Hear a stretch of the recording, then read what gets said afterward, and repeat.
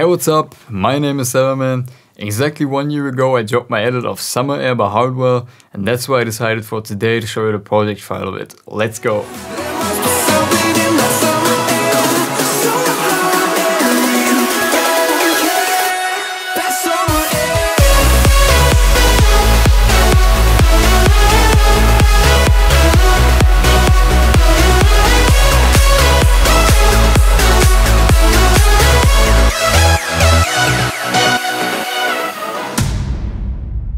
Okay, so last year when the original track got released, I really fell in love with it. But I also felt like it could use a drop which is more energetic than in the original one. And that was my intention with this edit. So I sort of kept the foundation of the track the same. But what I did was I replaced the drop and added my own sounds to it with almost the same melody. And this way made it a bit more energetic. Okay, so as you can see here, I got the original file of the original track. And as you can see, I didn't change anything in the first break to it. So I kept basically the break, the first one, the same. And then later, when it goes into the build-up, added my own sounds to it and dropped it into my own drop, sort of, but with the same melody as in the original one.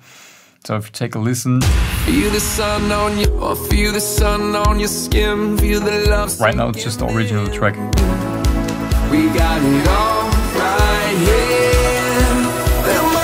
At this point I'm introducing my own sounds. So yeah, here I'm introducing the leads. Solo lead, they sound like that.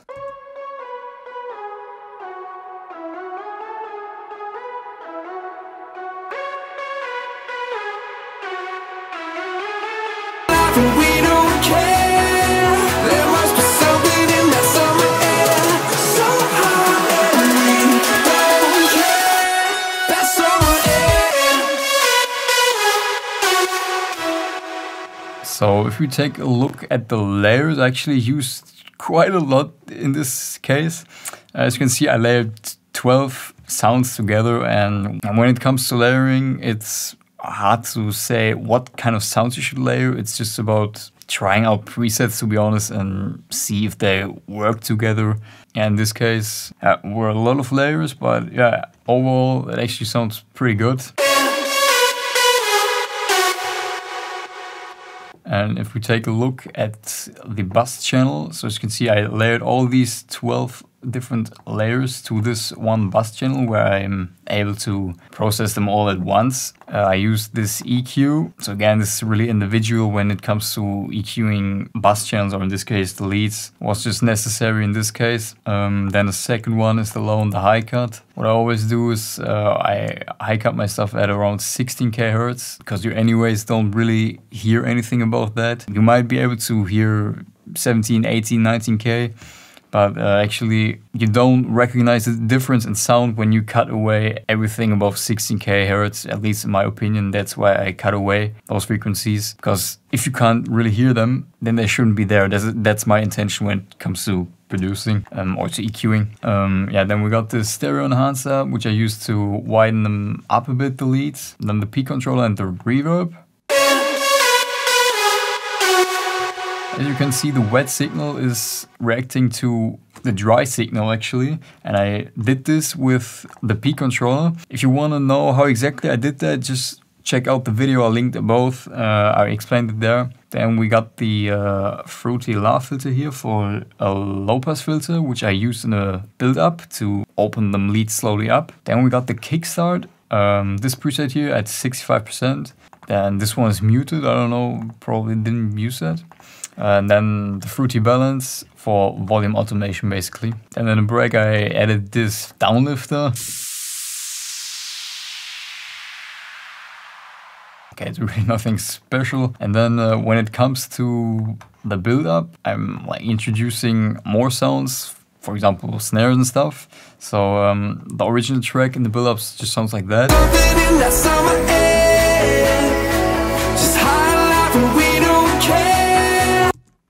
And what I'm doing here is I introduce these snares here.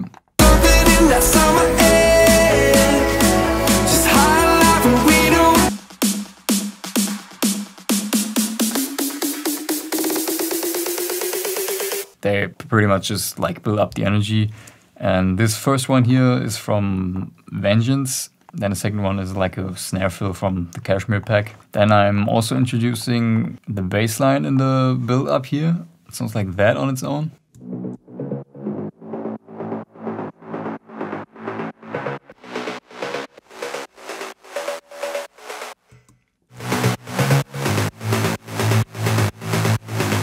Then for the mid basses, I used two presets, this one from Nexus and then this one from Spire. And then the sub bass is just a clean sine wave in this case.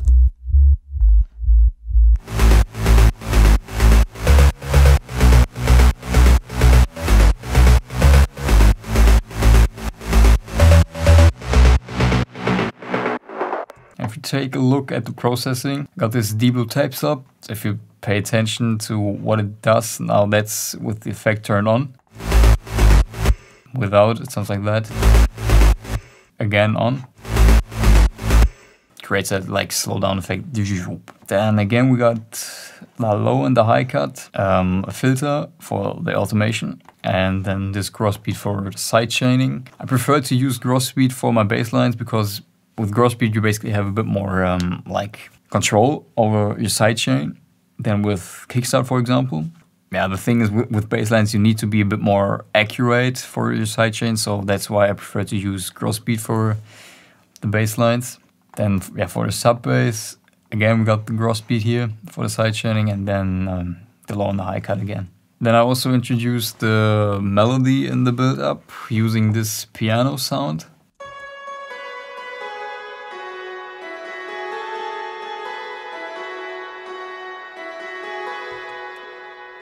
It's really in the background, very reverby. For this one I used true pianos, and as you can see I just put the reverb on here, like I reduced the dry level to 60%, so it's like really wet reverb, which creates that depth. And then I routed this piano to this channel, and then on here we got the low and the high cut again, some filters for automation, another reverb, and side chaining again. And what I forgot to mention again, the side chain is of course only active on the drop.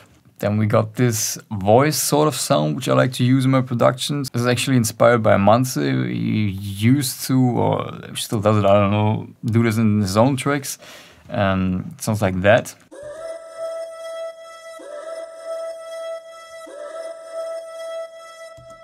Here for the processing, low and high cut again. I really widened this one up to have it on the sides, and I think it just adds more width to the track. And also I feel like this voice sound helps adding a bit of an emotional vibe to it. Then we got the reverb again. So I also, as you can see, reduced the dry signal and have the wet signal at 100%. So it seems to be kind of far away in the mix. Then another EQ, filter for automation, and kickstart for automation, sidechain. And then the rest is uplifters and risers.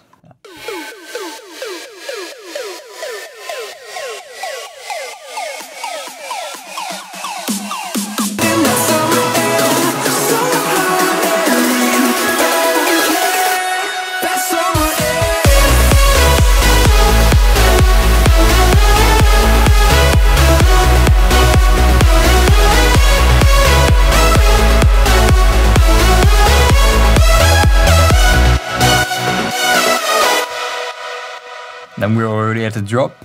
I used this kick drum. Then we got some rise and crashes.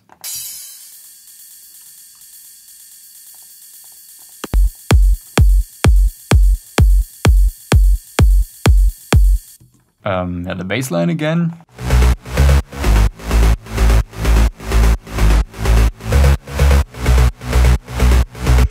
Then on drop I also have some chords.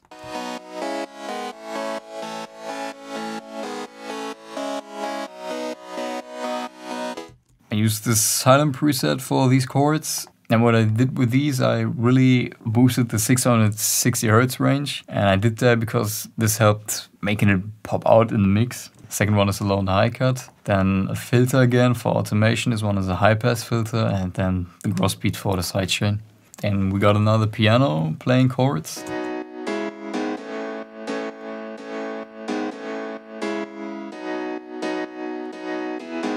This one's also from True Piano, as you can see. Then here I boosted the low mids a bit. And then I also used strings for the chords.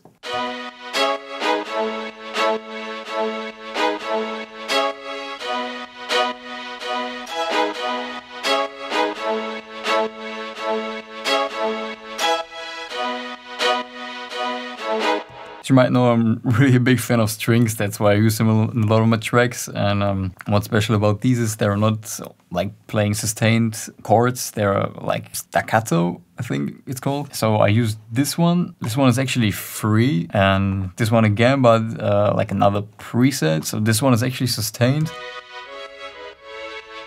And then this one is playing like staccato.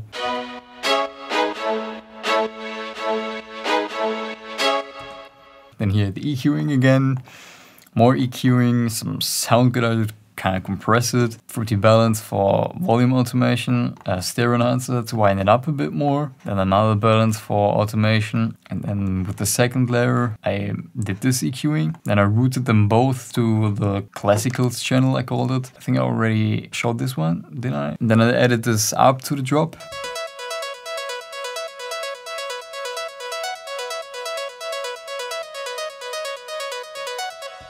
This one's from Spire. Again, EQing, rolling off those lows, boosting the highs a bit. Then a stereo enhancer to like really widen them up. Then again, that voice sort of sound. Then the leads.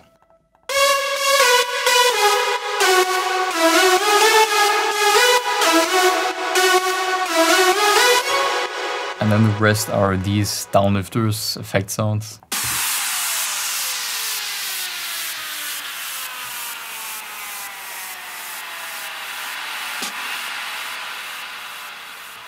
So again, all together it sounds like that.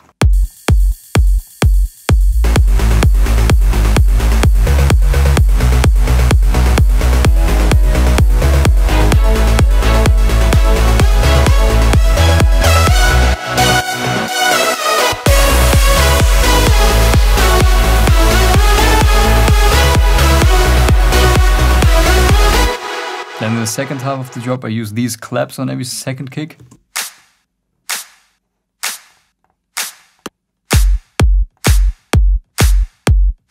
And I also added this ride and these hi-hats.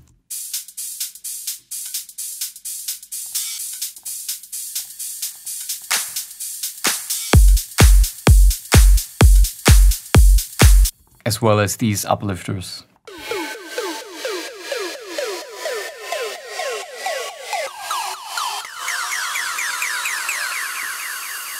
And that's it with the first drop.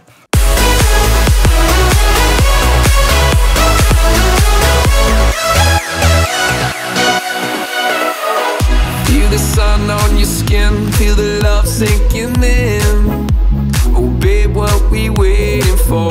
Then in the second break I actually changed up the drums from the original one because they weren't really working after my drop. And what I did was I used my kick drum plus my clap.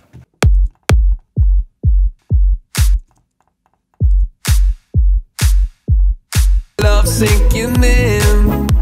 Oh babe, what we waiting for? We got nothing to do. You got me, I got. Now what I did to make this actually work, because the original one got a kick drum at this point as well, and like if I didn't do any like processing to the original one, I would have the original kick drum with my kick drum clashing. That would have not worked at all. So what I did to make that work, I have this EQ where I cut away the sub of the original one. And as you can see, I automated the like mix knob of the EQ. So if you take a look at the automation clip, whenever the kick drum is playing, the EQ is turned on. And when it's not playing, the EQ is turned off. So basically, whenever the kick is hitting, I am taking away the sub of the original one.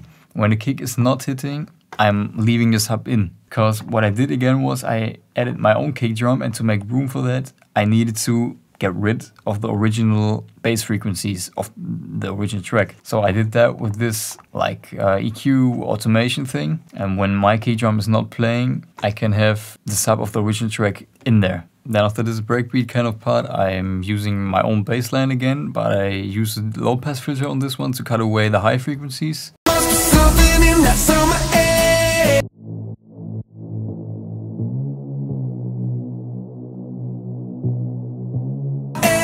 So high and we don't care. There must be something in that summer air. Just high life and we don't care. There must be something. I'm also dropping in the piano that I used in the first break to kind of introduce the melody again.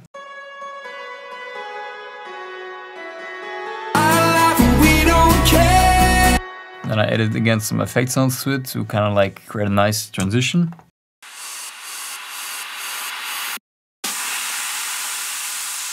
And then after that part, I kind of added this like hands up synth sort of part where I used the synths from the drop in the break actually, but without like any sidechaining stuff, so without the drums. Don't care. That summer air.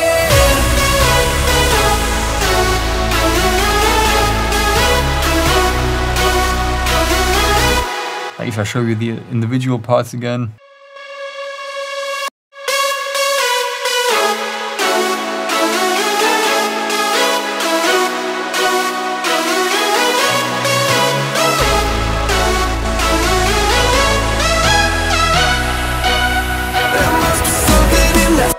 Then we basically go into the second build-up again, where I'm using the original track again with the vocal and my own snares and stuff, and like the uplifters from the first build-up.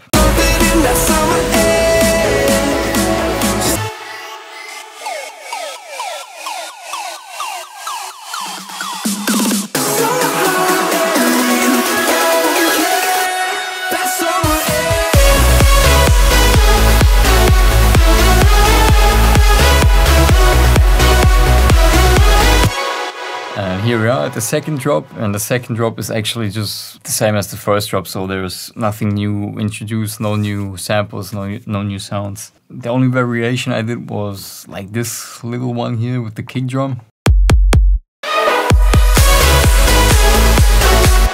After that it goes into the outro and like I'm fading away stuff using low pass filter again, and yeah, so that's pretty much already it with this one.